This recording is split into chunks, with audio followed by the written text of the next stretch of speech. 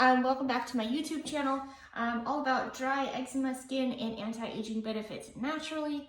So you're probably wondering, what does dry skin care and soap have to do with each other? It actually plays a pretty significant role, whether or not you've realized it, like put two and two together, or just you've realized it but you haven't like correlated the two with each other. What I mean is, like, when you go wash your hands, and let's say you're out and about, you're out shopping, or you're at a fair, and you wash your hands and you're like, oh, my hands feel awful right now, and I just washed my hands. Why do they feel so dry and itchy and tight?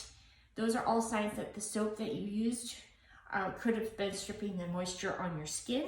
I know soft soap specifically is notorious for stripping your skin of moisture. We've been all fed to think that we have to have antibacterial hand soap in order to get clean. That's not true. All you really need is soap and running water.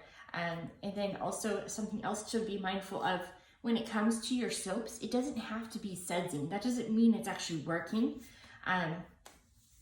You just want to have a soap, which I love this one right here. I did a video earlier, I'll link to that up here, on how you can make your own.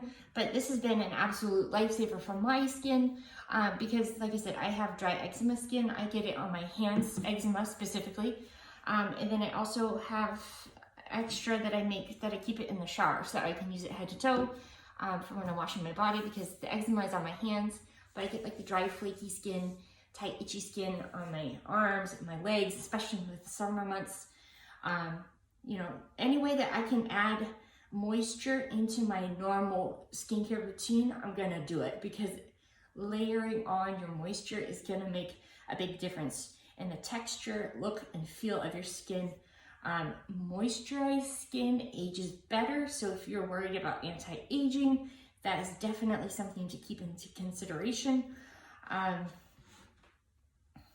it's easy to add moisture into your skincare routine.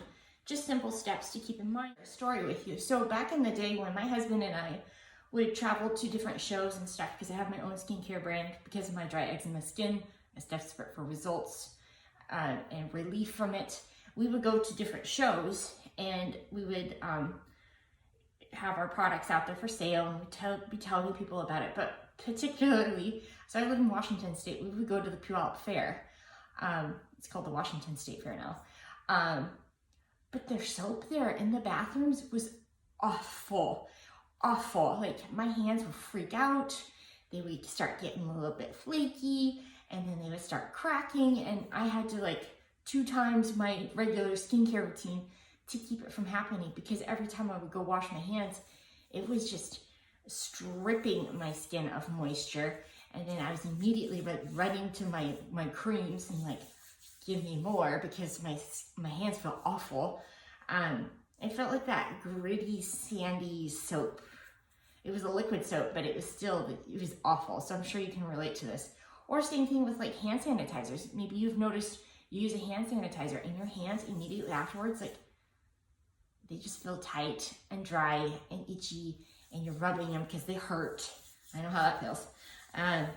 So just, if you can, make sure you have some, again, castile soap with you.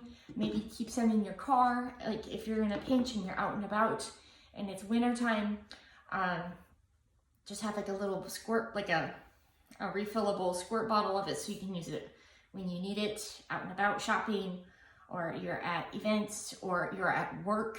Say you're a nurse, and you need soap that's not gonna strip your skin of moisture. This is a great option. I'm gonna link to down below where you can buy this. But this has been an absolute lifesaver. And again, this one is scent-free, has a bunch of oils in it. Let's see, I always tell people to look at the back to see what's actually in it. So it's water, coconut oil, olive oil, castor seed oil, argan kernel oil, jojoba oil, hemp seed oil, almond sweet oil, apricot kernel oil, prickly pear oil, and flaxseed derived. So that's a vegetable glycerin. So all super, super good ingredients for your skin. So when it comes to your skincare in general, especially for dry skin, What you put on your skin is just as important as what you put into your body. So keep that in mind, and I hope these tips help.